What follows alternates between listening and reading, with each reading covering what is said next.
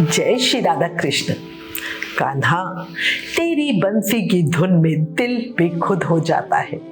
तेरे नाम से ही हर सूना पल रोशन हो जाता है। ना कोई शिकवा ना कोई फरियाद बची अब। तेरे प्रेम में ही मेरा हर जन्म सार्थक हो जाता है। बोलो बांके बिहारी लाल की जय, मोर मुकुट बंसरी वाले की जय, वृंदावन बिहारी लाल की जय। भक्तों, इंसान एक ऐसा प्राणी है जो अपने लिए बहुत अच्छा वकील और दूसरे के लिए बहुत अच्छा जज होता है।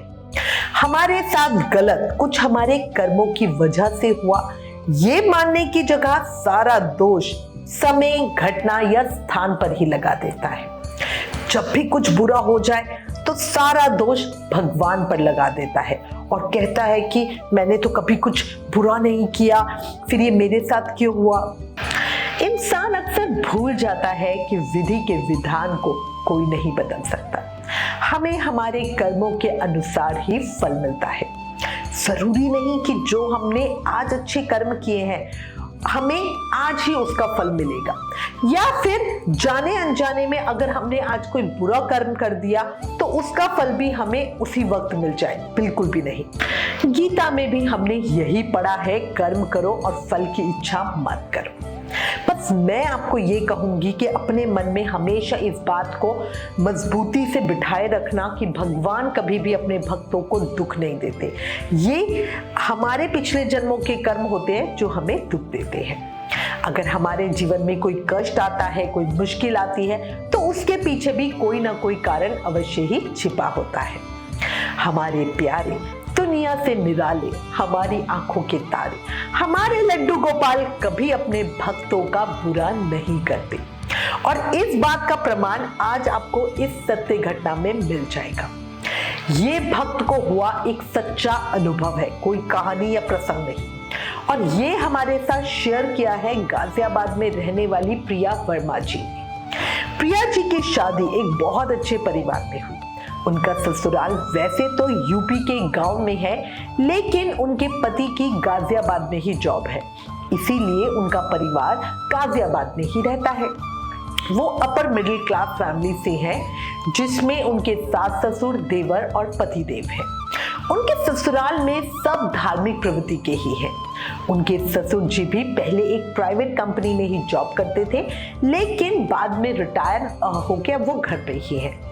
शादी के बाद जब से प्रिया जी ससुराल आए, तब से ही सब उनसे बहुत प्यार करते हैं। शादी से पहले भी प्रिया जी काफी पूजा पाठ करती थी और कभी कभी बांके बिहारी जी महाराज के दर्शनों के लिए वृंदावन भी जाती थी। प्रिया जी सच्ची कृष्ण प्रेमी है। अच्छा, उनके मायके में भी सब बहुत भक्ति व पूजा पाठ वाले ही हैं, पर बाल गोपाल की, लड्डू गोपाल की सेवा किसी के पास नहीं थी। और प्रिया जी के मन में कहीं ना कहीं गोपाल जी की सेवा का भाव बहुत ज्यादा था। वो हमेशा सोचती थी कि वो भी शादी के बाद लड्डू गोपाल को लेकर आएंगी, उनकी सेवा करेंगी। शादी के कुछ ही समय बाद वो और उनके पति देव वृंदावन दर्शनों के लिए गए। जब वो वृंदावन से बांके बिहारी जी महाराज के दर्शन करके घर लौट रहे थे, तब मार्केट में प्रिया जी ने एक बहुत ही सुंदर पीतल के लड्डू गोपाल का शिव विग्रह देखा। सुंदर, बहुत सुंदर। आंखें तो ऐसी जैसे प्रिया जी से बातें ही कर रही हो, मुस्कान दिल चीरने वाली। उन्हें देखते ही प्रिया जी का मन तो मचल गया। वो तुरंत ही अपने पति से बाल गोपाल को घर ले जाने के लिए बोली। उनके पति बोले कि लड्डू गोपाल की सेवा के बारे में मैं ज्यादा कुछ नहीं जानता, इसलिए अच्छा होगा इस बारे में एक बार तो मम्मी से ही बात कर लो। प्रिया जी को भी पतिदेव की बात सही लगी और उन्होंने अपनी सासू माँ को फोन लगाकर लड्डू गोपाल लाने के लिए पूछा। उनकी सासू माँ बोली कि बहू अभी कुछ दिन और ठहर जाओ, लड्डू गोपाल जी की पूजा सेवा आसान नहीं है, उसमें बहुत सारे नियम होते हैं, उनकी देखभाल एक बच्चे की तरह करनी होती है, और अभी तो तुम्हारी खुद की कोई संतान नहीं है, अभी तो तुम्हारे खुद के खेलने खाने के दिन हैं, और उनकी सेवा बच्चे की तरह तुम कर भी पाओगी, और अगर नहीं करती हो तो इसका दोष लगता है और कोई फल नहीं मिलता। अभी तुम थोड़ा समय रुक जाओ, कभी तुम्हारे कोई एक बालक हो जाएगा, उसके बाद तुम लड्डू गोपाल लेकर आना और उस समय तक तुम्हें पता भी चल जाएगा कि भाई बच्चे की देखभाल सेवा कैसे की जाती है। अभी से तुम ले आओ और सेवा नहीं करो तो इसका दोष लगेगा। प्रिया जी को सासू माँ की बात काफी हद तक सही भी लगी और वो बोली, ठीक है मम्मी जी, आप कह रहे हो तो हम लड्डू गोपाल को कुछ समय के बाद ही अपने घर लाएंगे। सेवा की बात पर वही विराम लग गया। मन में टीस थी पर सासू माँ भी सही कह रही थी, भाई अगर सेवा नहीं हो पाई तो फिर तो गड़बड़ी हो जाएगी। और बस यही सोचकर प्रिया जी ने सब्र किया और वृंदावन से घर वापस आ गए। लेकिन कहते हैं ना, बाल गोपाल को जिससे अपनी सेवा लेनी हो उसे वो स्वयं ही चुन लेते हैं। घर आने के बाद भी प्रिया जी को बार बार लड्डू गोपाल की याद आती रही। रह रहकर उनका चेहरा प्रिया जी की आंखों में बस गया था, पर फिर भी वो अपने मन को समझा रही थी कि शायद अभी लड्डू गोपाल के आने का समय नहीं हुआ और इसीलिए लड्डू गोपाल उनके साथ वृंदावन से उनके घर नहीं आए। मन में प्रेम की व्याकुलता थी, मिलने की चाह, सेवा की चाह, भक्ति की चाह सब थी, पर चाहत भी आसानी से कब पूरी होती है ना। प्रिया जी मन ही मन अपने कृष्ण को याद करती, रोती, उन्हें बुलाती, दिन रात फोन पर हमारे YouTube चैनल श्याम दीवानी पर गोपाल जी की सेवा के वीडियोस देखती, उनकी पोशाक बनाना, कैसे श्रृंगार करना, वो सब देखती रहती। दूसरों के गोपाल जी की फोटोज उन्हें अपनी ओर खींचती, पर वो कर ही क्या सकती थी। सासू माँ के बिना राजी के लड्डू गोपाल ला भी तो नहीं सकती थी। खैर समय ऐसे तैसे कट रहा था, पर हर समय प्रिया जी का मन कुछ उड़ा उड़ा रहता, वो कुछ गुमसुम उदास रहती। सासू माँ, पतिदेव और सब घर वालों को लगता कि ससुराल को अपनाने में, मन लगाने में हर लड़की को समय तो लगता ही है और इसी से सब प्रिया जी को खुश रखने की ज्यादा से ज्यादा कोशिश करते। एक दिन शाम को प्रिया जी और उनके पति गाजियाबाद घर के पास ही एक राधा कृष्ण मंदिर में दर्शनों के लिए गए। जब वो दोनों दर्शन करके वहां से लौट रहे थे तो प्रिया जी ने देखा कि पीपल के पेड़ के नीचे लड्डू गोपाल का एक विग्रह रखा हुआ है और हैरानी की बात, ये विग्रह ठीक वैसा ही था जैसे उन्होंने वृंदावन में देखा था। लाल पोशाक पहने, कपड़े के नीचे बैठे हुए थे मोटी मोटी आंखों वाले वही सुंदर प्यारे से लड्डू गोपाल। प्रिया जी अपने पति से बोली, देखो कोई अपने गोपाल जी यहाँ पर भूलकर चला गया है। अब प्रिया जी ने उन गोपाल जी को उठाया और आसपास इधर उधर देखने लगी कि शायद कोई आएगा और इनको लेकर जाएगा। लेकिन बहुत देर इंतजार करने के बाद भी जब वहां कोई नहीं आया तो प्रिया जी उन छोटे से गोपाल जी को गोदी में उठाकर अंदर मंदिर में लेके गई और पंडित जी से कहा, देखो पंडित जी, बाहर पीपल के पेड़ के नीचे कोई अपने लड्डू गोपाल भूलकर चला गया है। प्रिया जी की बात सुनकर पंडित जी पहले तो हंसे और फिर बोले, कोई इन्हें यहाँ भूलकर नहीं गया, बल्कि जानबूझकर इनकी सेवा से परेशान होकर इन्हें यहाँ छोड़कर गया है, यहाँ रख कर गया है। फिर पंडित जी थोड़ा गुस्से में बोले, ये तो यहाँ रोज का काम है, कोई ना कोई अपने बाल गोपाल यहाँ पर छोड़ जाता है। पता नहीं जब लोगों को सेवा करनी ही नहीं होती तो वो इन बाल गोपाल को अपने घर लेकर ही क्यों आती है। पंडित जी ने उन्हें ये भी बताया कि मंदिर में बहुत सारे लड्डू गोपाल ऐसे हैं जिन्हें कोई मंदिर के बाहर या पेड़ के नीचे रख गया है। पंडित जी की बातों से प्रिया जी और उनके पति दोनों बहुत हैरान परेशान थे। वाकई जब सेवा नहीं करनी होती तो लेकर आते ही क्यों हो, तस्वीर सेवा कर लो। प्रिया जी ने अभी भी वो गोपाल जी हाथों में पकड़ रखे थे। वो इतने प्यारे, इतने सुंदर, इतने भोले मासूम लग रहे थे कि क्या ही कहूं। प्रिया जी ने पंडित जी से पूछा कि क्या वो खुद उन बाल गोपाल की सेवा कर सकते हैं, क्योंकि वास्तव में तो वो किसी और के लड्डू गोपाल जी हैं।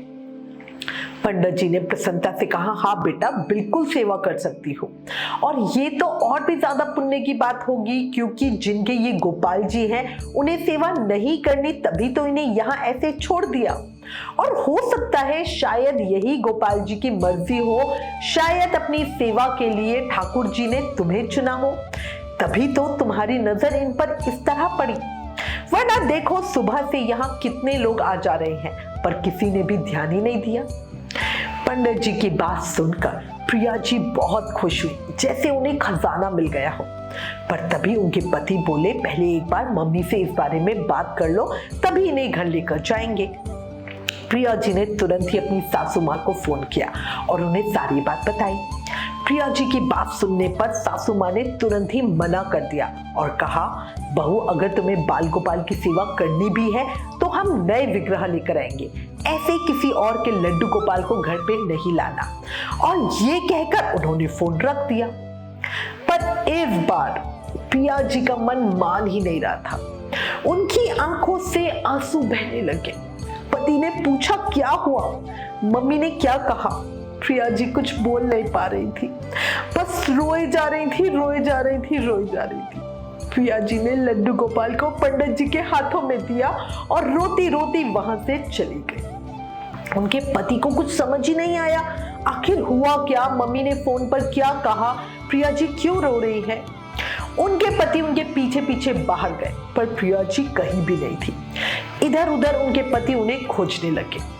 बहुत दूर सड़क किनारे प्रिया जी बैठी दिखी, वो अभी भी रो रही थी। उनके पति दौड़कर उनके पास गए और बोले, क्या हुआ प्रिया, कुछ तो बोलो, मम्मी ने क्या कहा तुमसे? गोपाल जी वापस पंडित जी को क्यों दे दिए? प्रिया जी अभी भी कुछ बोल नहीं पा रही थी, बस रोए जा रही थी, रोए जा रही थी। उनके पति ने उन्हें प्यार से चुप कराया, पानी पिलाया और बोला, अब बताओ बात क्या है। प्रिया जी बोली, जब से हम वृंदावन से आए हैं गोपाल जी मेरे दिमाग में घूमते रहते हैं। तो मुझसे बार बार पूछते थे कि मैं उदास क्यों हूँ। मैं उदास नहीं थी, पर अपने गोपाल जी के ख्यालों में थी। और तुम यकीन मानो या ना मानो, ये वही गोपाल जी हैं जो हमने वृंदावन में देखे थे। उनके पति बोले, हाँ देखते ही एक बार तो मुझे भी यही लगा कि ये तो वही गोपाल जी हैं जिन्हें हमने वृंदावन में देखा था। अब तुम बिल्कुल चिंता मत करो, मैं मम्मी से बात करता हूँ, तुम गोपाल जी के स्वागत की तैयारियां करो और चलकर पंडित जी से अपने गोपाल जी लेकर आते हैं। सच्ची, अगर जीवन साथी अच्छा हो तो जिंदगी में स्वर्ग का आनंद तो यही मिल जाता है। अपने पति देव की बात सुनकर प्रिया जी तो एकदम चहक गई। गोपाल जी के लिए फल और मिठाइयां ली। पति देव ने घर फोन करके मम्मी से बात की और उन्हें ऐसे तैसे मनाया। खुशी खुशी दोनों मंदिर गए, पंडित जी को फल मिठाई और दक्षिणा दी। पंडित जी ने वही गोपाल जी का अभिषेक करवाया, नई पोशाक श्रृंगार धारण करवाकर सुंदर सिंहासन पर बिठाया और प्रिया जी की गोद में रख दिया। उस पल तो प्रिया जी को ऐसा लगा जैसे गोपाल जी साक्षात उनके बच्चे, उनके बालक उनके ही हैं। खुशी के मारे प्रिया जी 7वें आसमान पर थी। मंदिर से सब बढ़िया करके दोनों गोपाल जी को लेकर घर आए। पंडित जी ने भी दोनों को खूब आशीर्वाद दिया। बढ़िया दोनों घर आए और अपने मंदिर में गोपाल जी को विराजित कर दिया। पति देव ने सासू माँ को जाने क्या गुट्टी पिलाई, घर पर सासू माँ ने भी गोपाल जी का स्वागत किया। अब तो प्रिया जी खुशियों के 7वें आसमान पर थी। प्रिया जी खूब मन लगन प्रेम से गोपाल जी की सेवा करने लगी। सासू माँ भी उनकी सेवा कर देती, उनकी मदद करती। घर में सभी गोपाल जी से बहुत प्रेम करने लगे। अब तो प्रिया जी की हंसी खुशी, घर की रौनक सब खूब बढ़ गई थी। जो पहले गुमसुम प्रिया को देखते थे वो अब उनके चहकते हुए चेहरे को देख रहे थे। पर कई बार है ना, खुशियों को हमारी खुद की नजर भी लग जाती है। लड्डू गोपाल के आने के कुछ दिनों के बाद प्रिया जी के घर में एक बहुत बड़ी दुर्घटना हो गई। हुआ क्या कि उनके ससुर जी को हार्ट अटैक आ गया और हार्ट अटैक आने के कारण उनकी मृत्यु हो गई। घर में पातक लग गया और इसलिए ही गोपाल जी की सेवा प्रिया जी के पड़ोस में रहने वाली एक आंटी ने ले ली। पर समय का फेर या विधि का विधान, उन आंटी के बेटे का भी एक्सीडेंट हो गया। उसको काफी चोटें आई, खून बहा और उसे हॉस्पिटल एडमिट किया गया। अब आंटी को तो अपने बेटे के साथ ही हॉस्पिटल में रहना था, इसलिए उनके पति बाल गोपाल को उसी मंदिर में पंडित जी के पास छोड़ आए जहां से प्रिया जी उन्हें लाई थी। प्रिया जी के पति ने पंडित जी को सारी बात बताई और कहा कि वो कुछ दिनों के बाद आकर बाल गोपाल को फिर से अपने घर ले जाएंगे। धीरे धीरे समय बीता और सब नॉर्मल होने लगा। प्रिया जी ने अपने पति को बाल गोपाल को लाने के लिए बोला। पति बोले कि चलेंगे लेने के लिए कलवल में। और अचानक प्रिया जी को चक्कर आया और जब वो डॉक्टर के पास गए तो पता चला कि प्रिया जी प्रेग्नेंट है। इस खुशखबरी से सभी बहुत खुश हो गए। सासू माँ को तो ऐसा लगा जैसे उनके पति देव ही बच्चे के रूप में घर में वापस आने वाले हैं। सासू माँ ने सबको कह दिया कि देख लेना लड़का ही होगा। अगले दिन प्रिया जी और उनके पति मंदिर जाकर गोपाल जी को वापस ले आए। इसके बाद प्रिया जी ने मन से उनकी सेवा दोबारा से शुरू कर दी। सब बहुत बढ़िया चल रहा था, लेकिन फिर से कर्मों ने पटकी दी। बुरे कर्म सामने आकर खड़े हो गए और प्रिया जी का गर्भपात हो गया, उनका अबॉर्शन हो गया। सभी लोग दुख में थे। यही तो एक खुशी थी जिसकी वजह से ससुर जी के जाने के बाद सब संभले थे, पर वो खुशी ऐसे इतनी जल्दी लौट जाएगी ये किसी ने भी नहीं सोचा था। सासू माँ का सारा दुख गुस्सा छोटे से बाल गोपाल पर ही निकला। वो छोटे से लड्डू गोपाल को दोष देते हुए बोली कि प्रिया देखो, मैंने तुम्हें कहा था, मैंने तुम्हें मना किया था इन्हें यहाँ घर मत लाओ, और अब तुम्हारी वजह से ये सब हो रहा है। मैंने कहा था कि नया विग्रह लेकर आएंगे, पर तुम मेरी बात नहीं मानी। क्या पता जिसने इन्हें वहां छोड़ा था उनके घर में भी ऐसे ही अपशकुन होते होंगे। मानो या मत मानो, ये विग्रह अपशकुनी है। और ऐसा कह के प्रिया जी की सासू माँ उनके साथ झगड़ा करने लगी। सासू माँ रो रही थी, चीख रही थी, बहुत दुखी थी। वो कह रही थी कि इनके घर आते ही पहले इन्होंने मेरा सुहाग छीन लिया, फिर जब पड़ोस में सेवा के लिए गए तो उनके भी लड़के का एक्सीडेंट हो गया, जब ये चले गए तो हमारे घर में खुशखबरी आई, लेकिन इन्हें वापस लाते ही वो खुशखबरी भी छिन गई और तुम्हारा गर्भपात हो गया। सासू माँ की बातें सुनकर प्रिया जी के पति का मन भी बदल गया और वो कहने लगे, प्रिया सोच कर देखो, शायद मम्मी ठीक कह रही है, हमें इन्हें घर लाना ही नहीं चाहिए था, हमने बहुत बड़ी भूल कर दी।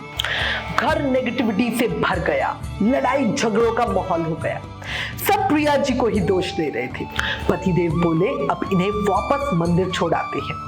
ये सुनते ही प्रिया जी तो टूट गई। आंसू ऐसे बह रहे थे जैसे अभी बाढ़ आ जाएगी। प्रिया जी मन ही मन अपने बाल गोपाल से प्रार्थना कर रही थी, उनसे पूछ रही थी, लाला मुझसे ऐसी क्या भूल हो गई कि आप मुझसे सेवा ही नहीं लेना चाहते और ऐसा कलेश हमारे घर में हो रहा है। कितना दर्द, कितना दुख, इससे शब्दों में समझाया ही नहीं जा सकता।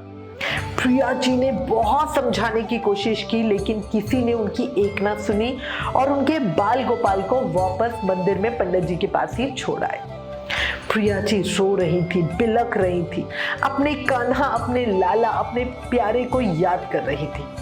प्रिया जी अपने आप को बहुत बेबस, लाचार, मजबूर महसूस कर रही थी। वो कुछ कर ही नहीं पा रही थी क्योंकि उनकी अपने पति और सासू माँ के आगे एक चल भी नहीं रही थी।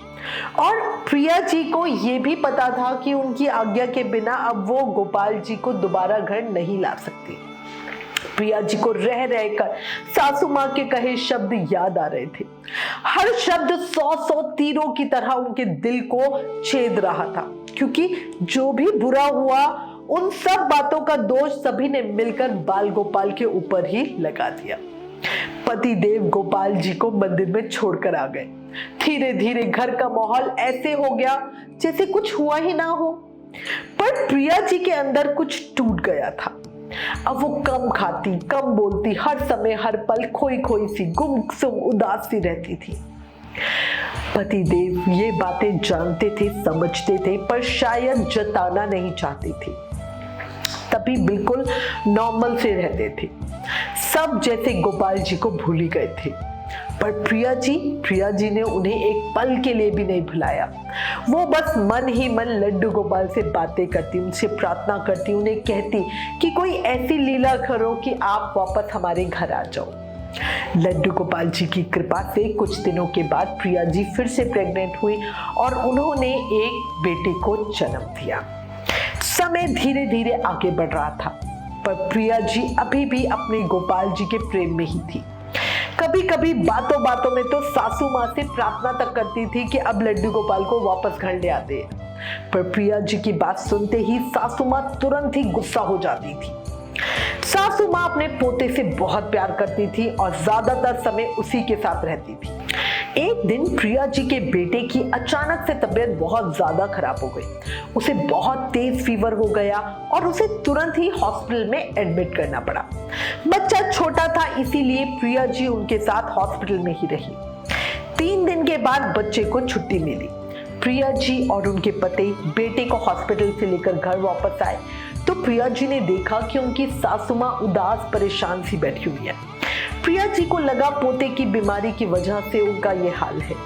प्रिया जी को देखते ही उनकी सासू माँ जोर जोर से रोने लगी। प्रिया जी ने उनसे पूछा कि मम्मी जी क्या हुआ, आप रो क्यों रही हो? सासू माँ बोली, जिस दिन बंटी को तुमने हॉस्पिटल एडमिट कराया था उस दिन टेंशन में मैं सोफे पर बैठे बैठे ही सो गई। तभी मैंने सपने में लड्डू गोपाल को देखा जो मुझसे कह रहे थे कि मैया जो भी हुआ आपके साथ उसमें मेरा कोई दोष नहीं है, ये तो भाग्य का लिखा था। इंसान अपने कर्मों का फल स्वयं ही पाता है। आप मुझसे इतनी नफरत क्यों करती हो? देखो अब तो मैं यहाँ हूँ भी नहीं, फिर भी आपका पोता इतना बीमार हो गया। अब तो आपके घर में कुछ गलत नहीं होना चाहिए था ना, क्योंकि अब तो मैं यहाँ पे हूँ ही नहीं। और आप कह रही थी कि सब गलत मेरी वजह से हो रहा है, फिर बताओ अब क्यों गलत हुआ? ये कहते हुए सासू माँ फिर से फूट फूट कर रोने लगी और बोली, बहू मुझसे बहुत बड़ी भूल हो गई, मुझसे इतना बड़ा पाप हो गया। अपने बाल गोपाल को अपने हाथों से ही घर से निकाल दिया। पति देव ने बड़ी मुश्किल से सासू माँ को चुप करवाया और पीने को पानी दिया। सासू माँ बोली, बहू चलो आज ही जाकर अपने लड्डू गोपाल को वापस घर ले आते हैं। सासू माँ की इस बात से वो इतना खुश हुई कि मैं बता नहीं सकती आपको। जैसे किसी को खजाना मिल गया हो, 1 अरब की लॉटरी लग गई हो, कुछ बहुत कुछ असंभव संभव हो जाए, है ना, वैसी ही खुशी प्रिया जी को हुई। सासू माँ घर पर पोते के साथ रुकी और प्रिया जी और उनके पति मंदिर गए। वहां पंडित जी को सारी बात बताई और अपने बाल गोपाल को लेके घर आ गए। बस उस दिन के बाद से प्रिया जी की सासू माँ ही सबसे ज्यादा गोपाल जी की सेवा करती। प्रिया जी कहती हैं, लड्डू गोपाल की कृपा से अब उनके 2 बेटे हैं और 1 लड्डू गोपाल। पूरा परिवार अब बहुत खुशी से रहता है। बोला भक्त और भगवान की जय। देखो भक्तों, भगवान किसी का भी अहित नहीं करते। वो अपने भक्तों को कष्ट नहीं देते, बल्कि वो तो उनकी सहायता करते हैं। अगर हमारे जीवन में कुछ दुख आता भी है तो वो सहन करने की ताकत भी तो लड्डू गोपाल ही देते हैं। इसीलिए हाथ जोड़कर सबसे प्रार्थना है, अगर आप लड्डू गोपाल की सेवा नहीं कर सकते तो उन्हें लेकर भी मत आओ, क्योंकि वो हमारे ठाकुर जी हैं, हमारे प्रभु हैं, हमारे भगवान हैं। और ठाकुर जी को घर लाने के बाद सेवा नहीं हो रही ये सोचकर पेड़ के नीचे बिठाकर चले जाना या फिर किसी नदी में विसर्जित कर देना या फिर उन्हें कहीं यूं ही मंदिर के बाहर छोड़ आना, ये बिल्कुल ठीक नहीं है। अगर आप सेवा नहीं कर सकते तो देखो उन्हें लेकर भी मत आओ। और अगर कोई है जिनके पास लड्डू गोपाल हैं और वो सेवा नहीं कर पा रहे तो वो उन्हें ऐसे ही छोड़ने की जगह आप किसी और को सेवा दे सकते हो। आप हमसे कांटेक्ट कर सकते हो, हम आपकी सेवा किसी और को दिलवा देंगे। जो लोग उन्हें ऐसे ही कहीं भी छोड़कर आते हैं उनसे मैं पूछना चाहती हूँ कि क्या वो अपनी संतान को भी ऐसे ही कहीं भी छोड़ के आ सकते हैं? फिर बाल गोपाल को कैसे छोड़ सकते हो? वो तो बहुत छोटे हैं, हमारे प्यारे हैं, नन्हे हैं, हमारे राज दुलारे हैं, आप उनको ऐसे ही छोड़ाते हो? लड्डू गोपाल ठाकुर जी का ही बाल स्वरूप है और सच्चे मन से उनकी भक्ति कीजिए, वो हमेशा ही आपके साथ रहेंगे। और जितनी श्रद्धा भक्ति से प्यार से आप उनके साथ रिश्ता जोड़ोगे वो भी पूरी श्रद्धा भक्ति से आपके साथ अपना रिश्ता निभाएगी। इसी के साथ बोलिए राधे राधे, बांके बिहारी लाल की जय। ओ मेरे कान्हा प्यारे, ना मंदिर की चाहत ना सोने का श्रृंगार चाहिए, मुझे तो बस मेरे कान्हा आपका थोड़ा सा प्यार चाहिए। भीड़ बहुत है इस दुनिया के मेले में, कान्हा थाम लो मेरा हाथ, मुझे बस आपका ही साथ चाहिए। बोलो बांके बिहारी लाल की जय, मोर मुकुट बंसरी वाले की जय, वृंदावन बिहारी लाल की जय। अगर ये कथा, ये प्रसंग आपको पसंद आया, आंखें नम हुई, दिल की धड़कन बढ़ी, कृष्ण के लिए प्रेम बढ़ा, तो प्लीज इस वीडियो को ज्यादा से ज्यादा शेयर करें। Please like, share and subscribe. Thank you. जय श्री राधा कृष्ण।